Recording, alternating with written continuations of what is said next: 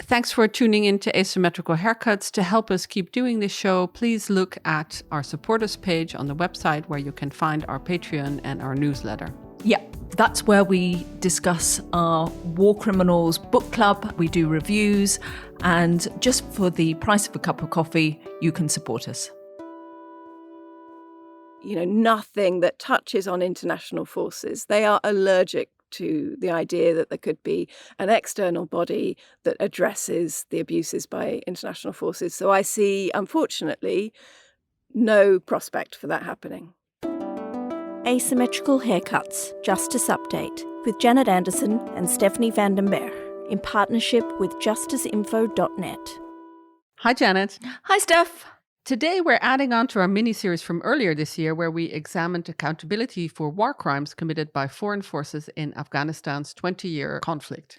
Yep, there we were focusing specifically on Australia's landmark inquiry into alleged war crimes and its far-reaching consequences. And if you want to learn more about the Brereton inquiry, its findings, the fallout, check our really comprehensive previous episodes in January, and we'll make sure we have a link in our show notes. But today, we want to zoom out to examine how other countries involved in the war, especially those who've had special forces in play, have set up inquiries and have confronted their own actions and allegations of war crimes. And we'll add in a little bit of other inquiries we know and what else is going on.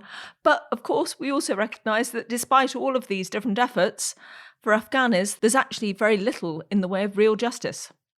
We have a whole host of people on the pod today. We have Iain Overton and Thijs Bouwknegt, who discussed on how the UK and the Netherlands respectively are addressing their military's conduct in Afghanistan. And then we'll hear from UN Special Rapporteur Saul and Afghanistan expert Rachel Reid on what meaningful accountability from the broader international community might look like and what is actually realistic on the ground, which doesn't seem to be very much in Afghanistan itself. So let's kick off by focusing on what's going on in the UK. The country is currently conducting its own inquiry as its special forces also face allegations of extrajudicial killings in Afghanistan. And that UK inquiry was set up at the end of 2022, which was 2 years after Australia's Brereton report was released. And it was established after allegations of war crimes were uncovered by the media. Well done, journalists. Now, the independent inquiry relating to Afghanistan, as it's officially known, is investigating not only if there is credible evidence of extrajudicial killings, but also allegations that these were then covered up. It's a closed inquiry, meaning no public, no press, no lawyers of victims are allowed to be present. But there has been a trickle of material which has been specifically made public out of it. And to get an overview, I spoke with journalist and human rights campaigner Iain Overton, who's the executive director at the charity Action on Armed Violence. And I began by asking him to give us an overview of the inquiry and how exactly it came about. So around 5 years ago, the Sunday Times and the BBC came out with an initial concern that there had been extrajudicial killings by the UK's Special Air Service, the SAS, in Afghanistan between 2008 and 2011, when the British were involved in very heavy fighting in Helmand. And the concerns raised at the time were that there had been a repeated notion of the SAS going into homes late at night to get insurgents and members of the Taliban, that those members of the Taliban had, in that operation, broken free, rushed back into their houses to grab a gun, and then had been shot after having been detained. And this kept on cropping up, that this same sort of modus operandi. And it raised concerns that actually what the SAS were doing were going in, taking any fighting age male, so anyone from 15 years older, and pretty much summarily executing them.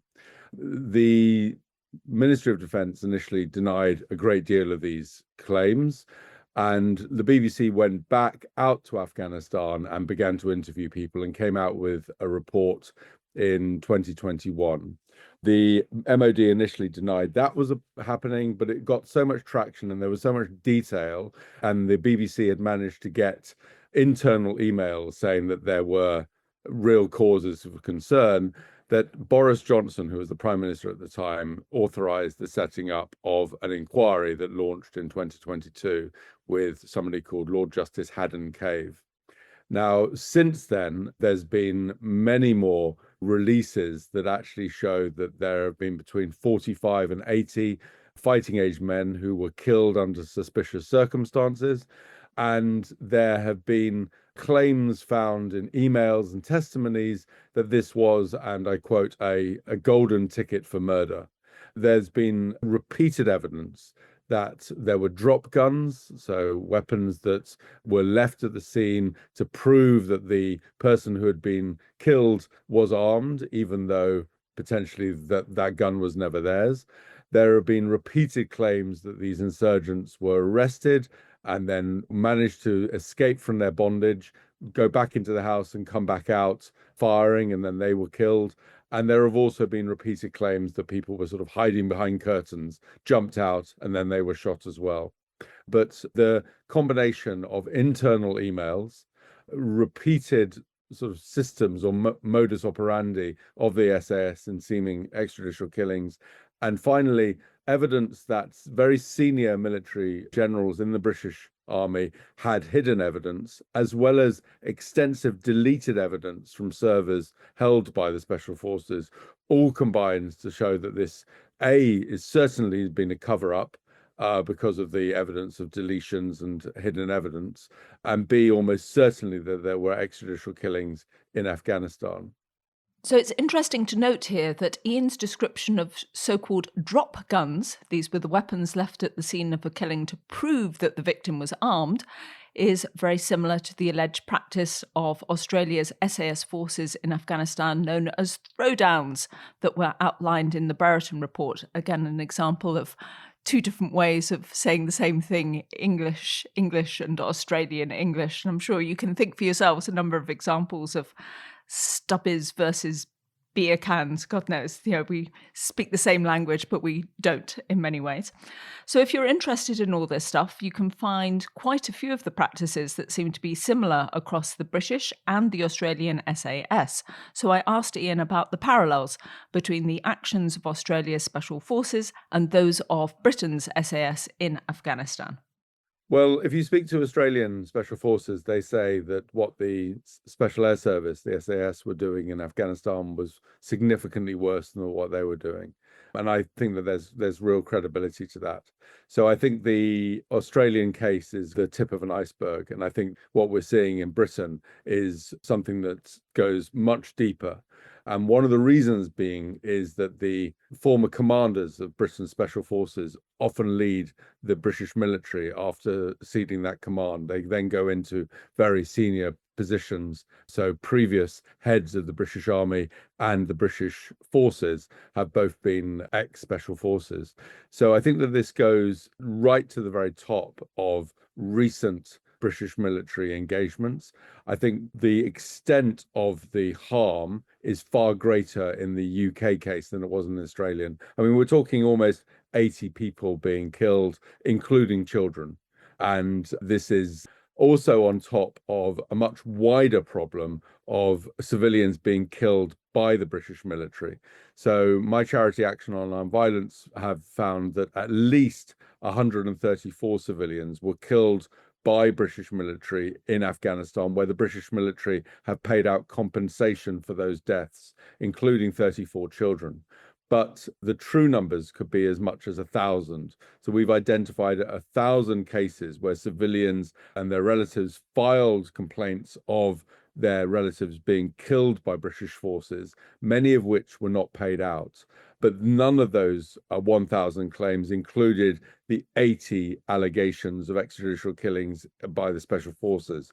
So the real number of civilians or non-combatants killed by UK Special Forces in Afghanistan is A, very large, and B, far surpasses that harm that was committed by the Australians. I also asked Iain how the UK inquiry stands up when compared to Australia's Brereton inquiry, and as you'll hear, he's rather scathing of the current UK investigation. Well, I think what we saw in Australia was actually a very raw and honest appraisal of what the culture of the Special Forces was. In many ways, it was showing a light and almost setting a precedent that has certainly been a shadow on the current inquiry. There are certainly criticisms of the current inquiry. Firstly, they haven't gone to Afghanistan to interrogate. So there is a failure of folding in Afghan testimony into the inquiry. And they may go to Pakistan this year. I'm not entirely sure how they're going to capture that. Secondly, Lord Justice Haddon Cave has said that the reporting on this cannot specifically mention which units were involved. So there's a restriction by the court on whether you can say it was a SAS unit or an SBS unit. The problem in the UK is our special forces have no parliamentary inquiry. So there is no oversight of Special Forces unit under the Parliamentarian Defence Committee nor the Intelligence Committee. And that is problematic. So I think that there is a real need for there to be greater scrutiny. Similarly, the Special Forces in the UK cannot be scrutinised under freedom of information requests. So there's absolutely no way you can get any evidence out of them. And if you ask any questions to the Ministry of Defence about Special Forces, they say they cannot reply to any questions. So it is this absolute silence that dominates around the units. And so the natural position is always towards denialism and obfuscation and opacity. And it's only because journalists have been slowly over the years taking each of the claims and undermining it with the truth that actually the true extent is being shown. And I think that it's different from the Australian case, where clearly the Australian impetus was driven by a Special Forces commander to do a root and branch review of his own forces.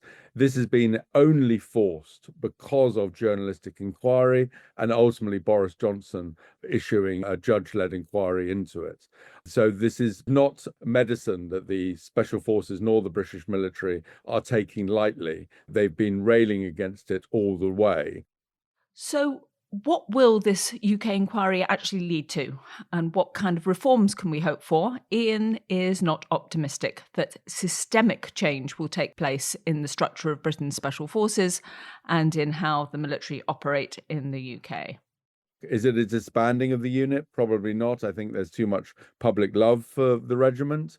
But I think that there may be greater transparency and greater oversight, particularly in Parliament, going forward.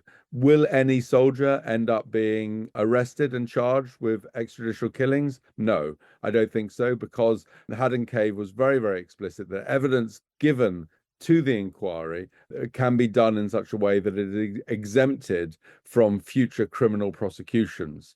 So in a strange way, the joker in the pack is speak to the inquiry, cover your tracks, and you get out of jail free card. So we don't, I think, see the root and branch sort of legal review that you saw in Australia, where actually there was a real question of should people go to prison over this. I think this will be a theatrical denunciation of the excessive nature of Special Forces operations recently by the British military, but I don't think anyone will go to prison, and I don't think that the regiments will be shut down. And I ended the interview by asking if there was any indication that the various special forces fighting in Afghanistan actually influenced each other when it came to these illegal practices which were alleged to have happened. We know that the American Special Forces were considered to be particularly brutal, and that the British Special Forces were next on the hierarchy. The Australians and the Dutch would look at the activities of Britain and America and go, okay, they're the ones who are setting the standard, the bloody standard, so to speak. So I think that the cascade from Britain's behavior in Afghanistan trickled down to Australia. I don't think Australia influenced Britain. The only way that Australia has influenced Britain is by setting the precedent of doing an inquiry.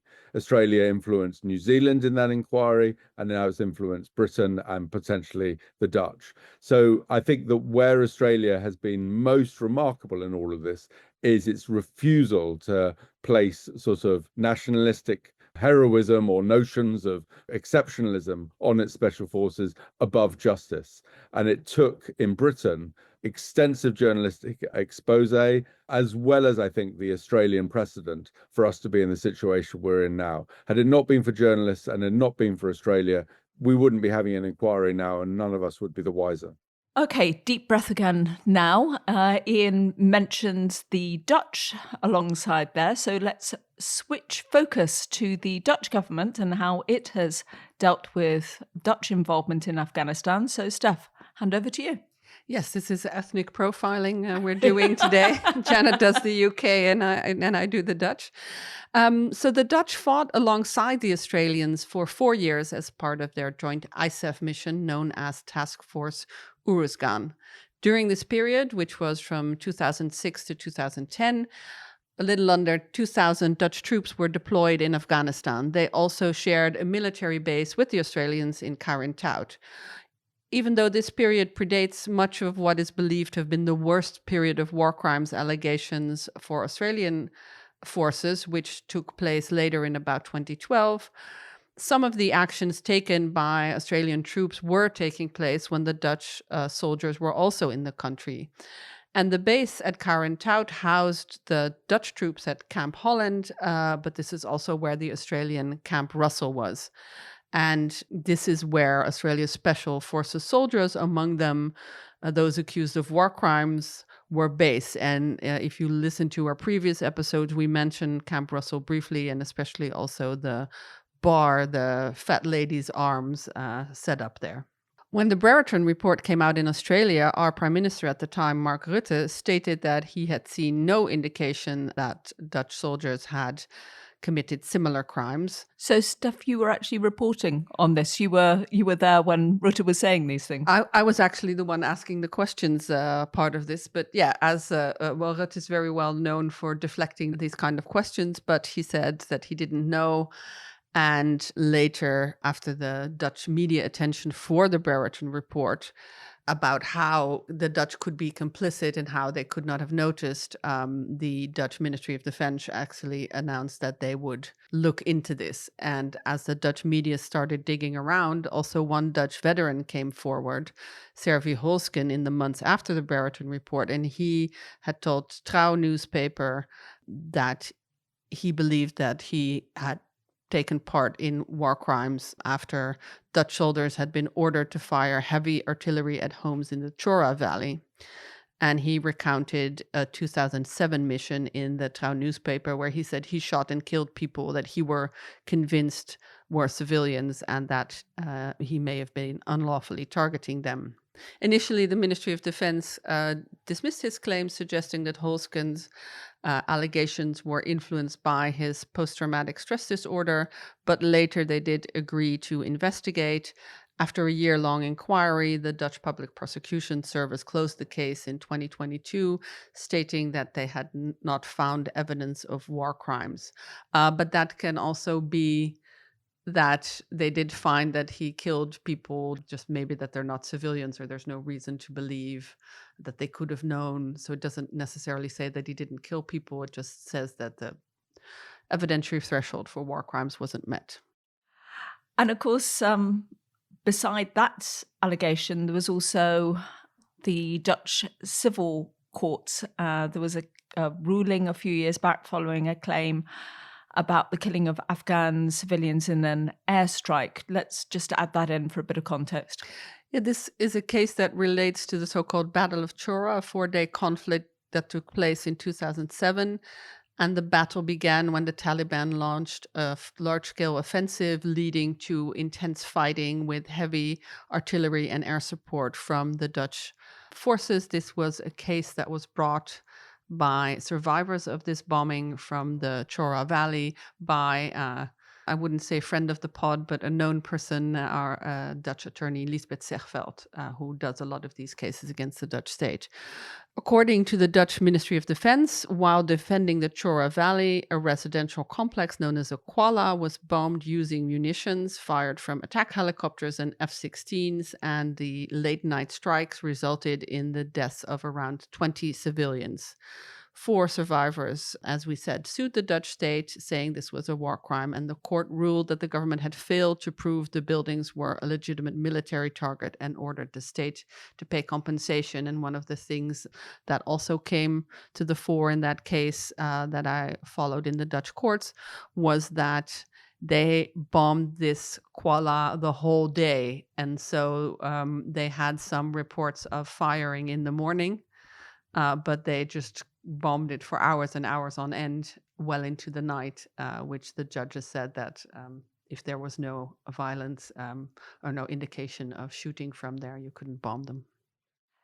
And apart from these investigations in that case, the Dutch government has also commissioned an external investigation looking back at the 20-year involvement in Afghanistan. And unlike the Australian and UK inquiries, which are criminal in nature and focus specifically on war crimes allegations, this investigation takes a historical approach, and it aims to provide analysis and perspective on military operations, diplomatic efforts, and non-governmental involvement in Afghanistan from 2001 to 2021. It was set up at request of the Dutch Parliament in 2021 to conduct independent research into the war. It's a huge project, and it isn't expected to be completed until sometime next year. We spoke with journalist turned historian and friend of the pod, Thijs Bouwknegt, who is contributing to this research as part of his job at the NIOT Institute for War, Holocaust, and Genocide Studies. And he began by explaining how the project came about. So our inquiry is a historical inquiry, which basically means that we are asked to look into the causes and the consequences of the Dutch involvement in the war in Afghanistan between 2001 and 2021. So we are not a judicial commission. We are a team of scholars, mostly historians, but also anthropologists, political scientists, criminologists, quite some historians specialized in military history. The question asked by the government is a very broad one. Basically, it is try to assess what the Netherlands' role has been, what it has cost, what it has resulted in. We look at the war in Afghanistan from a holistic perspective. So still we look at the international context, the national context, the military context, the diplomatic context, the NATO contexts, obviously because NATO was heavily involved in Afghanistan. The question really was to produce a final report, which is basically to inform the Dutch taxpayer in the first place about what the Netherlands has done in Afghanistan and also why. So we are basically involved in a genre that's taking place around the globe. So Germany has their inquiry. Norway has had it already for a long time ago. Denmark has it. And then you also have judicial inquiries, which of course are taking place in Australia, but also the United Kingdom and New Zealand had one as well. So we are different from judicial inquiries, is that we are no lawyers nor judges. But we are historians, and historians tend to look at the same things as judges might do. But for us, the biggest task, I think, is to get a grip on the facts on the ground. So it's about fact finding, fact presentation, but also historical narration, what had happened and why. The project, which is working in collaboration with the Netherlands Institute of Military History, has about 20 researchers working on it and has about 4 to 5 years to publish its final report. Alongside this report, they will also publish 9 scholarly books, and those will be accessible to both the Dutch public and Afghan audiences. And we asked Thijs to outline what the research would focus on. This is a war that lasted for 20 years. Involved potentially over 50 countries. So the thing that we look at is very big. And of course, we're limited in some respects to looking at the role of the Netherlands. So basically, that's the scholarly books will provide the empirical substance that would synthesize into conclusions into the final report. And there are different subjects. One subject is the international context, the Netherlands' position in the world as its self-defined capital of peace and justice. Then there is the national part of it is political decision-making, political legitimization for sending the military to a foreign country. So how does the government do that? On what basis? And how does it inform parliament about it and also Dutch society and Afghan society? Then there are 5 military studies as well, which really look into what the military has done, during subsequent missions and also subsequent operations. So the Netherlands was involved in several, including Operation Enduring Freedom, but mostly in ISAF as well, and particularly in Uruzgan, one of the provinces in Afghanistan between 2006 and 2010. Then we have a study on accountability and legitimacy. That's the one I'm working on. And we have a study on what we call then Afghan perspectives.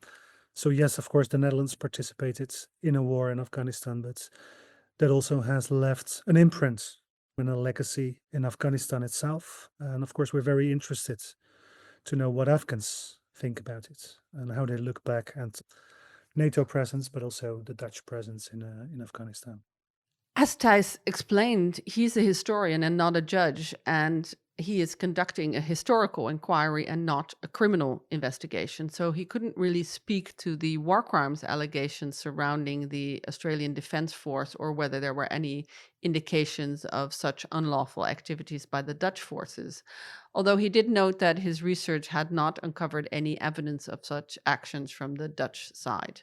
But he emphasized the importance of accountability and pointed out that this had also been taking place in Dutch courts. So the effort for accountability is more focused on the courts, and he is looking at the historical side of it. Of course, there's a larger question as to accountability for being somewhere and doing things somewhere. And there's criminal responsibility, but there's also state responsibility and state liability over certain things. So the Dutch have had a case already, which basically tackled the question of an operation in Chora. This led to a civil case within the Dutch judiciary, basically holding the Dutch state accountable for the destruction of buildings and the loss of life. So on the records, we already know that the Dutch have been involved in military actions that have been deemed by a judge as to be not criminal, but for which the state has been liable. And I think up till now, the Dutch state, but also the military, is quite open about its potential role vis-a-vis things that might have gone wrong. The Netherlands is also quite prone to present itself as the upholder of human rights, international justice, and peace. The Netherlands is very keen also of holding others to account and doing things by the book. So this is the image that I have. I think this is also the image that the Dutch wants to present. We also asked Thijs what types of accountability the people of Afghanistan could hope for. It depends on your definition of accountability. I think our study deals with a lot of levels of accountability. There's political accountability. How does a government act or react to something that it has done or is doing? So that also includes accounting for. So what is the story you're telling to your own audience, but also to the Afghan audience? Are you willing to take responsibility for things that have happened, might have happened, or things that might have gone wrong? I think there's a moral level to accountability as well. Can you account for going to war in a country for 20 years after an event of 9/11? That was basically the trigger for this war. That's a question as well. How do you account for staying in a country for 20 years? In terms of criminal accountability, we know that the International Criminal Court has an ongoing investigation. I think the prosecutor of the ICC, Karim Khan, who's now being sanctioned by the United States of America, has deprioritized in the past already his investigations into any other group than the Taliban or Islamic State in the Khorasan. And I don't think there is a willingness from his side or a capability under the current circumstances to rethink that position. The ICJ, which of course is the International Court of Justice, can only start doing things if states bring each other before it. Currently, that's not the case. That leaves national judiciaries to see, based on the information they have, whether or not they should start a judicial investigation or a criminal prosecution. I think the Netherlands has everything in place to do it if necessary. But I think there might be calls as well for a truth commission which is more an arena or a platform for Afghans to participate in. International criminal justice is very exclusionary towards victims.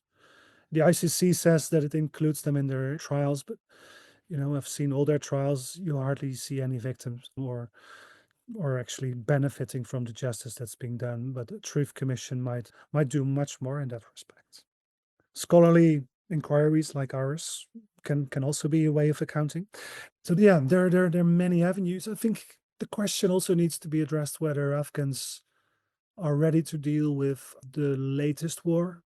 I mean, war came to their country in 1979 and has been at war for basically 40 years. So what elements are you going to deal with?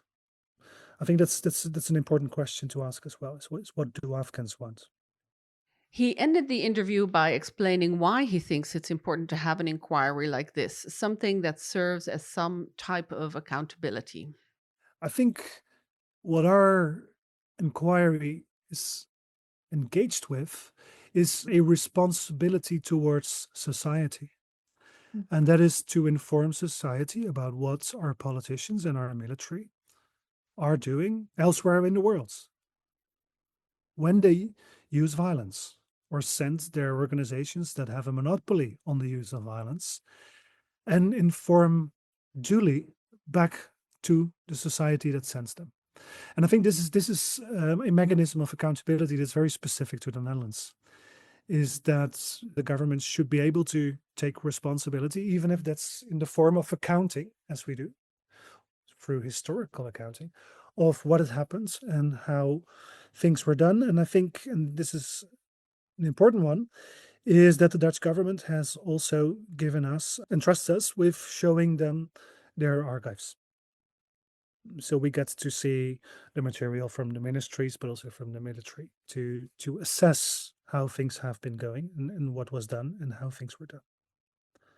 And we are to report back to Dutch society. And I think in extenso as well to a large degree to Afghans as well, because we intend to publish the final report as well in local languages.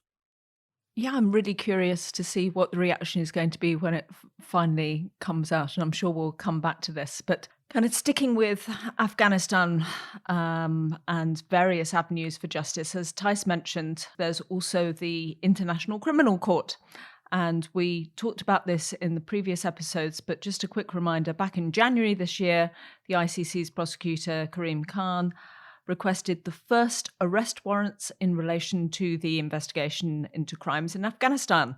And there he identified two Taliban leaders, the Supreme Leader and the Chief Justice, and they're both accused of crimes against humanity, specifically the persecution of women and girls. Judges still have to decide on this arrest warrant, which would be the very first to be issued in the Afghan situation. Just a reminder, this investigation dates back to 2007 and has changed focus significantly since it began. And this is the most diplomatic way that our producer has put this text. When it was started by the former prosecutor, Fatou Bensouda, the probe was much broader, and it was also looking into alleged crimes by foreign forces, including US troops and members of the CIA, including operations in black sites all over Europe and unlawful renditions and things like that. But this all changed in 2021 when Khan took office. The Afghan probe then deprioritized alleged crimes by US troops and its partner forces. And we managed to catch up with Ben Saul, who's the UN Special Rapporteur on Human Rights and Counter-Terrorism. You may have heard him also in our previous podcast when he was talking about Australia's accountability and how it's dealing with the fallout of the investigation into war crimes. But he also had this to say about the change in focus of the ICC in the investigation back in 2021 and how that sets a dangerous precedent. I think the International Criminal Court, you recall, deprioritized the investigation of crimes by parties other than the Taliban in Afghanistan. And I think that sent the wrong signal. It sent a signal of impunity for Western forces. There may well be good reasons for that in terms of limited resources, larger scale crimes on the Taliban side, etc. All of that makes sense. But at the same time, I think it did lead to a perception that the West will get off scot-free. That plays into this broader narrative of double standards in international law, which is undermining the legitimacy of international law in general. This perception that international law is not applied in the same way to the West or to the powerful states as it is to everybody else. And this, of course, has been part of the narrative more generally of the International Criminal Court over the last couple of decades, rightly or wrongly. I would hope that at some point in the future, when conditions are right, that there could be, for example, some kind of broader-based transitional justice and accountability process. I mean, look at Syria, for example, change of government virtually overnight, and some prospect of holding bad actors accountable for past behavior. Now, if that's to happen, if the future of Afghanistan was governed differently, who's to know whether that could also draw in accountability for violations by foreign forces as well. But look, ultimately, I do think the buck stops with every military and every state party to the Geneva Conventions. And countries like the United States, the United Kingdom, Australia, who historically have shown some considerable leadership on promotion and development and enforcement criminally of international humanitarian law, should live up to their bargain. I mean, they should have rigorous command and discipline systems in place to prevent this kind of behavior, to ensure that if it's identified in the field, it's swiftly acted upon, that command responsibility is enforced, and that if the military discipline system breaks down, that you have an effective civilian criminal justice system looking over their shoulder so that people can go to jail when they commit war crimes. In Australia, we've got 25 or more soldiers running around on the street who were involved in the war crime of murder. That's pretty shocking. And although we've taken very serious steps to address it, nobody's in jail yet. Those people are still on the street, and it shouldn't take that long, and it shouldn't be that hard. And something is going wrong in not only the military cultures, but the military accountability systems, if you can have such systemic breakdown of obedience to orders, to accountability for violations, that you can have that kind of large-scale impunity in a country like Australia, or for that matter, the United Kingdom or the United States. Rachel Reid is a human rights specialist and a senior writer at the Afghan Analyst Network. She shares Saul's concern and is also concerned that any realistic path to accountability for foreign forces who fought in Afghanistan lie with militaries and nation states taking responsibility and investigating themselves. And we all know how fond they are of that. There are very few avenues for justice, really, for Afghan victims of crimes committed by the international forces. What you see is a pattern of military inquiries where there's deep, deep bias against Afghan victims and Afghan witnesses. There's a total reliance on what is said, near total reliance on what is said by military commanders. There's very poor evidence gathering at the time, protection of crime scenes. There's a lot of delay, there's a lot of obfuscation, there's a lot of secrecy. And then within these military structures, there's a sort of parallel universe of what it means to hold someone to account.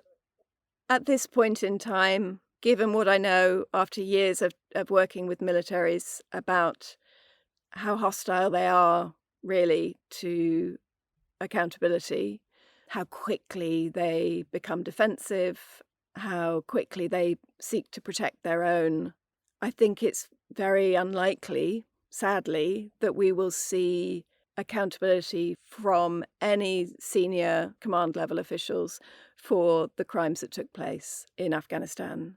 So perhaps at best what we could hope for is something in the domain of recognition, truth-telling, redress. I can't see the criminal accountability taking place. But even there, I've worked with some military officials over a number of years when I was based in Afghanistan doing these kinds of investigations. And there are certainly people, individuals, who recognise, even have some sense of moral injury personally for what their country was guilty of. They're bound by Official Secrets Acts. They are webbed in. So even an act of recognition would alarm their lawyers, their legal teams, because it then opens up again the risk of criminal accountability. So even if that seems somewhat modest as an ambition to seek recognition, at least from the militaries, I think that's going to be too much. But maybe you can persuade some senior political figures at some point to recognise some of the wrongs that took place. And we asked Rachel what options there are now for accountability on the international stage. What about a UN-mandated mechanism? I mean, there's been some movement on that. We've seen new ones, like one for the Democratic Republic of Congo, that is just starting to be set up.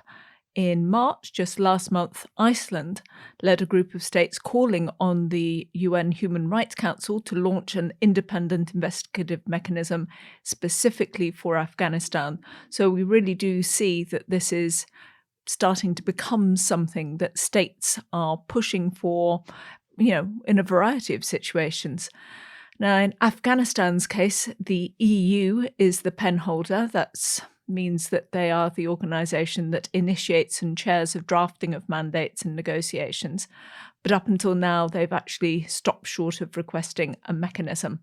Pressure, though, is mounting, and there is hope that they were going to do so in September. Still, as Rachel points out, while that might be a growing international resolve to hold the Taliban accountable, especially for their crimes against women and girls, there's no political will, or very little, within the European Union or more broadly to pursue accountability for the international forces accused of war crimes. If we could have a IIIM style body that could gather some evidence, that could support the International Criminal Court, universal jurisdiction efforts, any of those efforts, that would be fabulous. There is zero political will for that. We've been engaged, myself, a host of Afghan human rights defenders for many years, talking to people in Europe and elsewhere about, and the UN, obviously, and the Human Rights Council, about setting up some kind of body that could really address these crimes.